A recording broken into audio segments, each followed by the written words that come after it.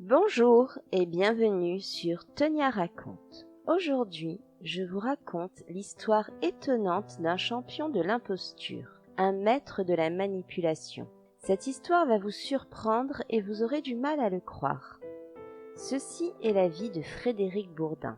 À 30 ans, il a déjà endossé des centaines d'identités dans des dizaines de pays des deux côtés de l'Atlantique. Il ira jusqu'à se faire passer pour des adolescents disparus. Installez-vous confortablement, n'oubliez pas de mettre un pouce et un commentaire sous la vidéo. Nous allons à la rencontre d'un éternel adolescent, Frédéric Bourdin. Frédéric naît en 1974 de père inconnu. Sa mère n'a que 17 ans et elle est peu intéressée par son rôle de maman. Ses grands-parents alertent les services sociaux et obtiennent sa garde lorsqu'il est âgé de 2 ans et demi. Ce sont eux qui vont l'élever. Il déménage en Vendée. Frédéric est un enfant difficile.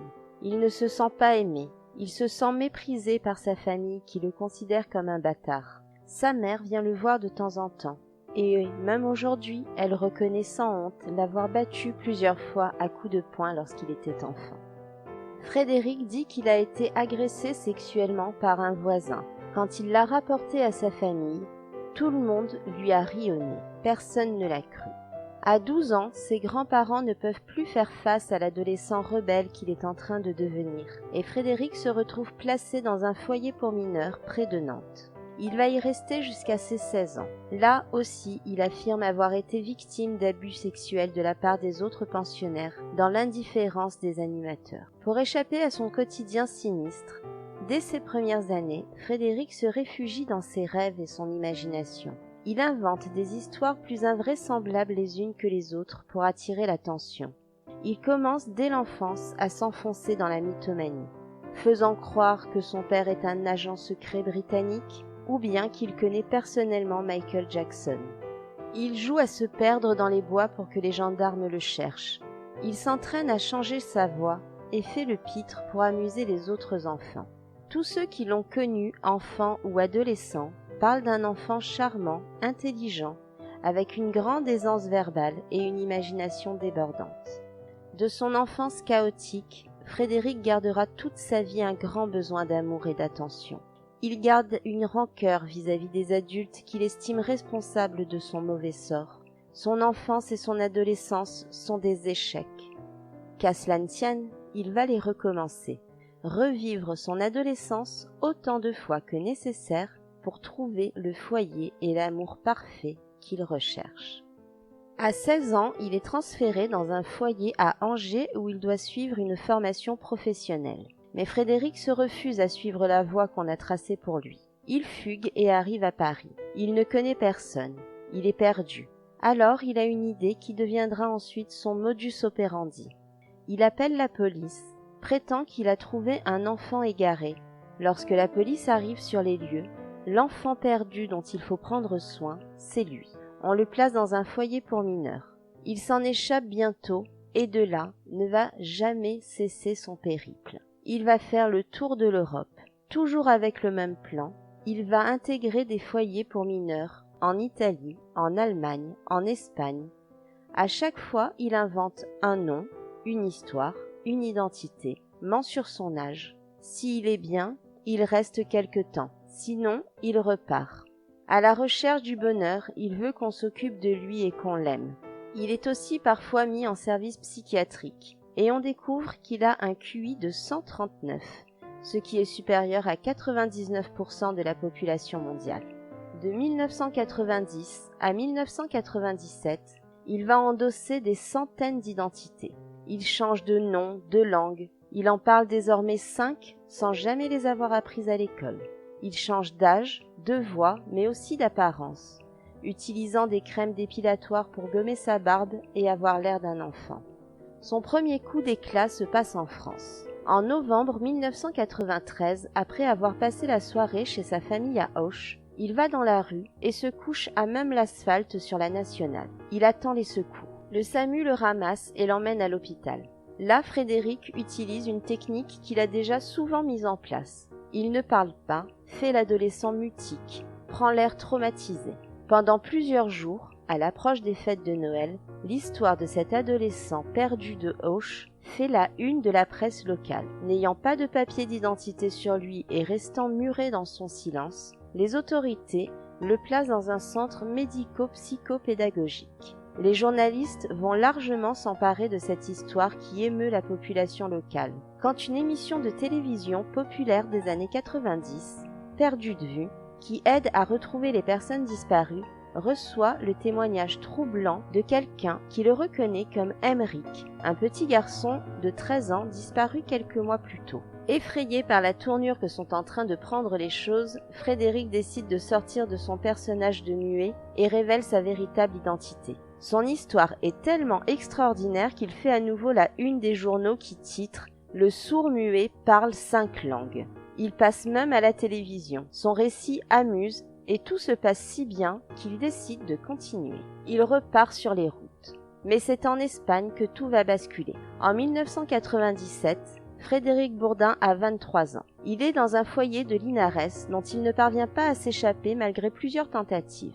Il se sent pris au piège. Les services sociaux sont très insistants et veulent absolument connaître sa véritable identité. Interrogé par la police, il prétend qu'il est américain et demande à joindre les États-Unis pour leur prouver son identité. La police accepte de le laisser seul dans un bureau avec un téléphone et un fax.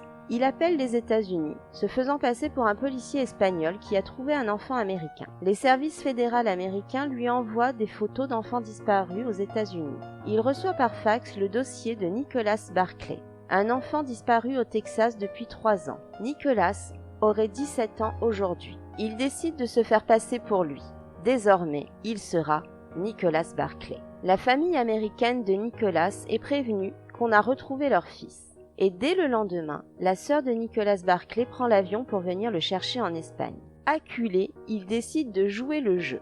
Il se décolore les cheveux, met des lunettes de soleil, se rase de très près et à 24 ans, Frédéric Bourdin va endosser l'identité d'un Américain de 17 ans porté disparu depuis 3 ans.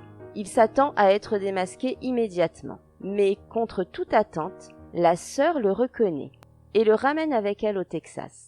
Il arrive aux États-Unis, où il est accueilli par la famille américaine, trop heureuse de retrouver leur fils. L'histoire des retrouvailles de Nicholas et sa famille fait un grand tapage médiatique aux États-Unis. Pour expliquer ses 3 ans d'absence, il raconte avoir été séquestré par un réseau pédophile de l'armée américaine. Nicholas Barclay avait les yeux bleus, Frédéric Bourdin a les yeux noirs. Qu'à cela ne tienne, il explique qu'on a fait des expériences sur lui pour changer la couleur de ses yeux. Son accent, il a vécu uniquement avec des Européens, ce qui a changé sa façon de parler. Il a réponse à tout. Très bien accepté par sa nouvelle famille, Frédéric voit une chance de repartir à zéro avec des papiers américains, et il intègre le lycée. Mais la comédie de la famille idéale que les Barclay lui ont jouée depuis son arrivée commence à s'essouffler. Frédéric assiste à des scènes troublantes. La mère crie et insulte ses enfants. Les conflits se succèdent et sont quotidiens. Pour échapper à l'ambiance tendue du foyer, Frédéric se lance dans une quête de notoriété qui va le mener à sa perte. Il donne des interviews à tout le monde et raconte des histoires de plus en plus fantaisistes sur ce qui lui est arrivé depuis 3 ans, ou plutôt sur ce qui est censé être arrivé à Nicholas. Sa famille américaine ne vit pas très bien autant de médiatisation. La mère de Nicholas, ivre, lui aurait dit un soir que c'est le diable qui l'avait ramené pour lui faire payer, pour lui faire du mal, que c'était du Nicholas tout craché de la faire souffrir, et que Jason avait bien fait de le tuer. Frédéric comprend que la famille n'a jamais été dupe de son identité. Il est désormais persuadé que Nicholas Barclay a été tué par son frère et que toute la famille le sait. Le FBI fait procéder à un test ADN et découvre alors la véritable identité de Frédéric Bourdin. L'Amérique est sous le choc et Frédéric Bourdin se retrouve dans un pénitencier du Texas où il va purger 6 ans pour usurpation d'identité. Le vrai Nicholas Barclay ne sera jamais retrouvé et on ignore les causes de sa disparition. La mère sera soumise au détecteur de mensonges au sujet de la disparition de son fils. Elle échouera ce test, mais sans aucune preuve, l'enquête en restera là, et Nicholas Barclay est toujours considéré comme porté disparu à ce jour. Dans son pénitencier du Texas, les conditions et les règles de survie sont dures.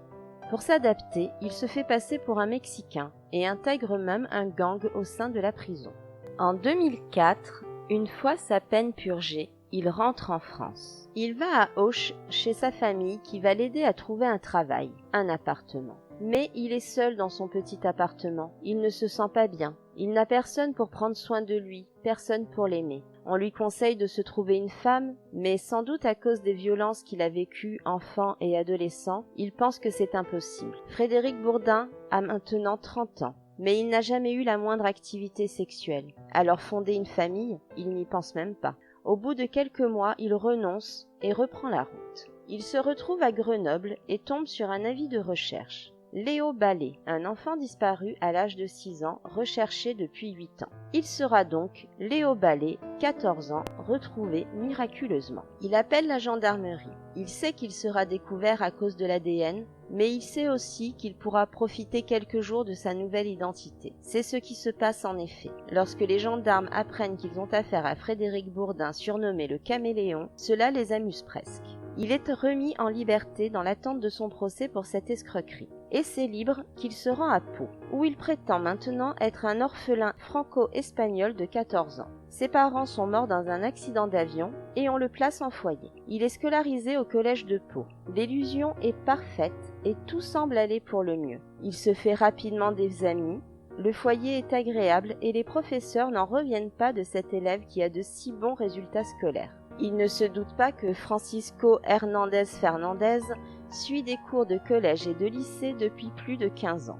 Et c'est un hasard extraordinaire qui va mettre fin au bonheur de Frédéric. Une surveillante du lycée le reconnaît après avoir vu un reportage télévisé sur l'histoire du caméléon. Il est arrêté par la police et condamné à 6 mois de prison avec sursis. La même année, en 2005, il est également condamné à 2 ans de prison à Grenoble pour l'usurpation d'identité de Léo Ballet. Frédéric Bourdin a 30 ans, un casier judiciaire chargé et peu de perspectives d'avenir.